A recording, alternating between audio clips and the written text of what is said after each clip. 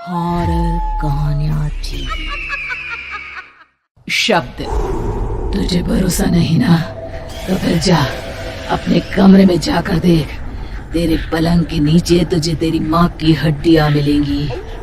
प्रभात दौड़कर अपने कमरे में जाता है और अपने पलंग के नीचे देखता है। वहां पर सचमुच एक कंकाल पड़ा हुआ था और उसके शरीर पर जो कपड़े थे वो प्रभात की माँ के थे। क्या बात है, आज तो आप सुबह से ही बहुत बिजी हैं। ऐसा क्या लिख रहे हैं? बस एक फैमिली की कहानी लिख रहा था। जैसे हमारी फैमिली है ना, तुम, माँ और मैं, लेकिन थोड़े अलग तरीके से, क्योंकि ये कहानी हॉरर है और इसमें जो आदमी है ना, मैंने उसकी बीवी को मार दिया है। मतलब कहानी में ऐसा लिखा है। और जानती हो, उसके बाद जो बीवी है ना, वो एक बुरी आत्मा बन जाती है। क्या बेटा, इस तरह की डरावनी कहानियां क्यों लिखता है तू? जानता है ना, हम जो सोचते हैं, जो लिखते हैं, हमारा दिमाग पूरा दिन वैसा ही होता रहता है। माँ, परेशान होने वाली क्या बात है? राइटर हूँ मैं, मेरा तो काम है कहानियां लिखना। और वैसे भी ये सिर्फ एक कहानी है माँ, कोई सच नहीं है। उसके बाद कुछ दिन बीत जाते हैं। एक रात प्रभात को अपने ऑफिस से लौटने में देरी हो जाती है। रात के लगभग 12 बजे हुए थे। प्रभात जैसे ही अपने घर पहुंचता है, उसने देखा कि उसकी पत्नी दुर्गा डाइनिंग टेबल पर उसका इंतजार कर रही है। आ गए आप? कब से आपका इंतजार कर रही थी। देखिए ना, खाना भी ठंडा हो गया है। अरे दुर्गा, आज तुमने अपने इतने लंबे लंबे बालों को खोलकर क्यों रखा है? तुम तो हमेशा अपने बाल बांध कर रखती हो। वो क्या है ना प्रभात, जब इंसान अपनी जिंदगी से मुक्त हो जाता है ना, तो उसे दूसरे सारे बंधन खोल देने चाहिए। इसलिए मैंने अपने बालों के बंधन भी खोल दिए। ये तुम किस तरह की बातें कर रही हो? तुम ठीक तो हो?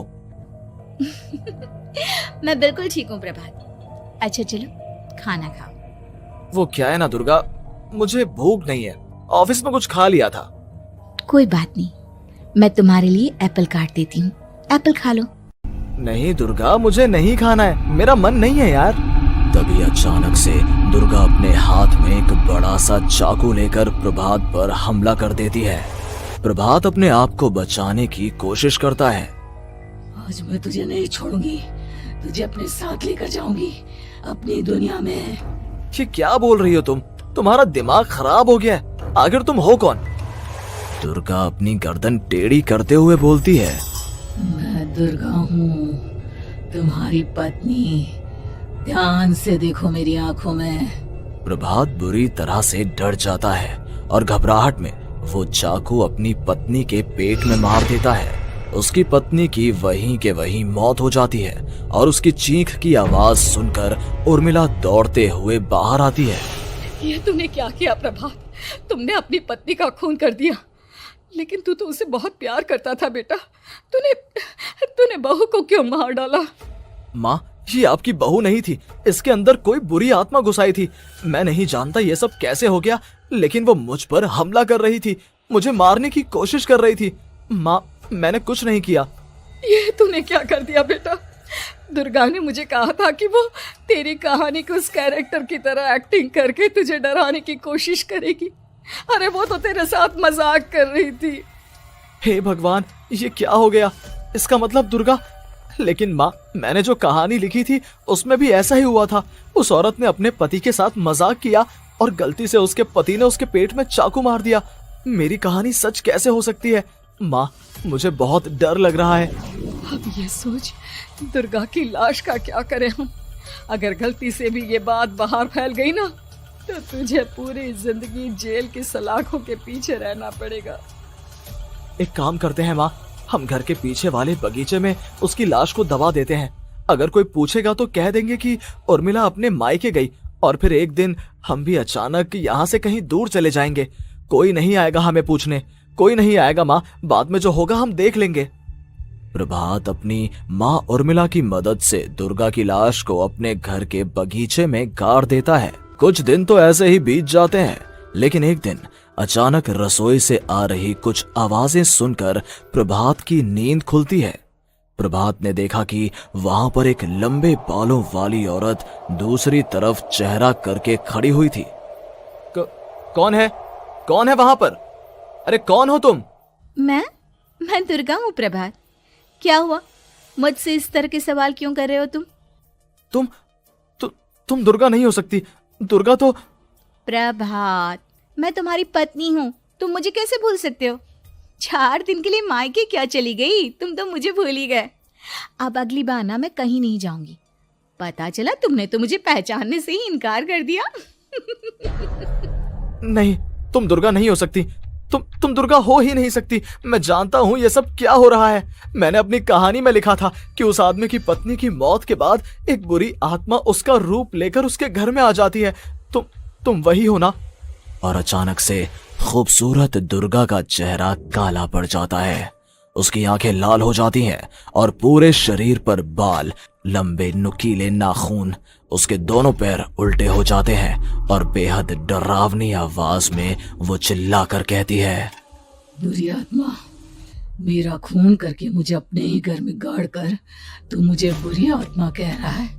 मैं तुझे छोड़ूंगी नहीं। और अचानक से प्रभात के घर में बेहद डरावनी आवाजें गूंजने लगती हैं। घर में चारों तरफ बहुत सारी बुरी आत्माएं नजर आने लगती हैं। प्रभात घबरा कर अपनी माँ को आवाज देता है, माँ कहाँ है आप? जल्दी आइए माँ, देखिए ना ये सब क्या हो रहा है। प्रभात ने देखा कि अचानक से उसकी माँ कमरे से दौड़ कर आती है। क्या हुआ प्रभात? और ये लोग कौन है? इन सब की गर्दन टेढ़ी क्यों है? इनके बाल खुले हुए। प्रभात, ये सब लोग तो मुझे मरे हुए नजर आ रहे हैं। हाँ माँ, ये सब लोग मरे हुए ही हैं और ये ठीक वैसा ही हो रहा है जैसा मेरी कहानी में हुआ था। लेकिन मेरी कहानी के हिसाब से तो आप भी। अचानक से उर्मिला का रूप बदल जाता है। वो भी एक डरावने साए की तरह बन जाती है और बेहद डरावनी आवाज में चिल्ला चिल्ला कर कहती है, मर गई तेरी माँ। जानता है, कल रात जब तू सो रहा था ना, तो मैंने उसके शरीर का सारा खून पी लिया। अब बस हड्डियां बची है उसके शरीर में। नहीं, ऐसा नहीं हो सकता। ऐसा बिल्कुल नहीं हो सकता। मेरी माँ नहीं मर सकती। तुझे भरोसा नहीं ना? तो फिर जा, अपने कमरे में जाकर देख। तेरे पलंग के नीचे तुझे तेरी माँ की हड्डियां मिलेंगी। प्रभात दौड़कर अपने कमरे में जाता है और अपने पलंग के नीचे देखता है। वहां पर सचमुच एक कंकाल पड़ा हुआ था और उसके शरीर पर जो कपड़े थे वो प्रभात की माँ के थे। माँ, अब मुझे कुछ करना पड़ेगा। लेकिन मेरी कहानी में लिखा था कि माँ की मौत मेरे हाथों से होगी, पर माँ तो पहले ही मर चुकी है और वो बुरी आत्मा मुझे भी मार देगी। नहीं नहीं, इससे पहले कि वो मुझे कुछ करे, मुझे उसका काम खत्म करना होगा। प्रभात अपने हाथ में बड़ा सा चाकू लेकर उस बुरी आत्मा पर हमला कर देता है जिसने प्रभात की माँ का रूप लिया हुआ था, और अगले ही पल वो नीचे गिर जाती है और उसके शरीर से खून बहने लगता है। ऐसा नहीं हो सकता। एक बुरी आत्मा के शरीर में तो खून होता ही नहीं है। तो क्या सच में मैंने अपनी माँ को मार दिया? लेकिन अभी कुछ देर पहले तो फिर वो कंकाल किसका है? और ये कौन है? मैं पागल हो जाऊंगा। और अपनी माँ की लाश, इसका मैं क्या करूं? लोग पूछेंगे तो मैं क्या जवाब दूंगा? तभी वहां पर दुर्गा का रूप लेकर जो आत्मा थी उसने प्रभात से कहा, गाड़ दे अपनी माँ को ले जाकर उसी जगह जहाँ तूने मेरा खून करके मुझे गाड़ दिया था। जा, चला जा। घबराया हुआ प्रभात पागलों की तरह अपनी माँ की लाश को लेकर बगीचे में गाड़ देता है। प्रभात की हालत पागलों जैसी हो जाती है। वो अपने आप को अपने घर में बंद कर लेता है। कहानी के हिसाब से तो आगे ये हुआ था कि कहानी लिखने वाले ने उन बुरी आत्माओं से डरकर आत्महत्या कर ली थी। तो क्या मैं भी मर जाऊंगा? क्या मैं भी आत्महत्या कर लूंगा? एक काम करता हूँ, मैं अपनी कहानी का अंत बदल देता हूँ। हाँ, ये मैंने पहले क्यों नहीं सोचा। मैं लिख दूंगा कि कहानी को लिखने वाला आत्महत्या नहीं करता, बल्कि कहीं दूर जाकर नए सिरे से अपनी जिंदगी शुरू करता है। यही सोचकर प्रभात ने अपनी लिखी हुई कहानी को बाहर निकाला और उसे पढ़ना शुरू किया। ये देखकर वो हैरान रह गया कि कहानी का क्लाइमैक्स तो किसी ने पहले ही बदल दिया था। ये क्या? इसमें तो लिखा हुआ है कि आखिर में उस लेखक की पत्नी और माँ दोनों बगीचे में जिंदा दफन थे। बुरी आत्माओं ने उनको कैद करके रखा था और वो लेखक अपनी माँ और पत्नी दोनों को जिंदा बाहर निकाल लेता है। लेकिन ये सब लिख किसने दिया? प्रभात दौड़कर बगीचे में जाता है और वहां पर खुदाई करना शुरू कर देता है। प्रभात देखता है कि वहां पर लकड़ी के 2 बड़े संदूक हैं और उनके अंदर से आवाजें आ रही हैं। प्रभात, प्रभात बचा लो मुझे, अगर थोड़ी देर और हो गई तो वो मुझे छोड़ेगी नहीं। बेटा देखो, मैं इस बक्से के अंदर बंद हूँ, प्लीज मुझे बाहर निकालो, वो बुरी आत्मा किसी भी वक्त मुझे मार डालेगी। प्रभात वो दोनों बक्से बाहर निकालता है और अपनी पत्नी और माँ दोनों को आजाद करवा लेता है। लेकिन तभी वहां पर अचानक से एक बेहद डरावनी और खौफनाक दिखने वाली औरत आ जाती है। तुझे क्या लगा था इतनी आसानी से अपनी पत्नी और माँ को बचा लेगा? बस 5 मिनट और उसके बाद अमावस का चांद आसमान में आने ही वाला है। लेकिन तूने इन दोनों को बाहर निकाल लिया, अब तुझे मरना होगा। नहीं, मैं जानता हूँ मैं नहीं मरूंगा, और अब आगे क्या करना है ये भी मुझे पता है। प्रभात, ये बहुत खतरनाक है, हमें मार डालेगी। प्रभात, चलो यहाँ से। नहीं दुर्गा, अब मुझे अच्छी तरह से पता चल चुका है कि इस बुरी आत्मा से हम कैसे पीछा छुड़वा सकते हैं।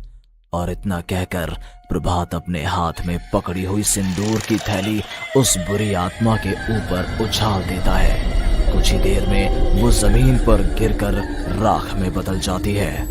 ये सब क्या हो रहा था बेटा? ये सब तुम्हारी लिखी हुई इस कहानी की वजह से हुआ है ना?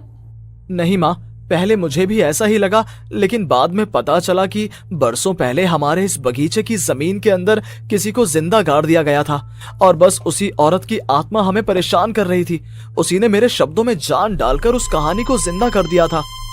मुझे माफ कर दो प्रभात, मैंने आपकी कहानी के साथ छेड़छाड़ की थी और उसे बदल दिया था। माफी मांगने की जरूरत नहीं है दुर्गा, तुम्हारे उस बदलाव की वजह से ही आज हम सब जिंदा हैं, क्योंकि आखिर में कहानी में वो हुआ जो तुमने लिखा था।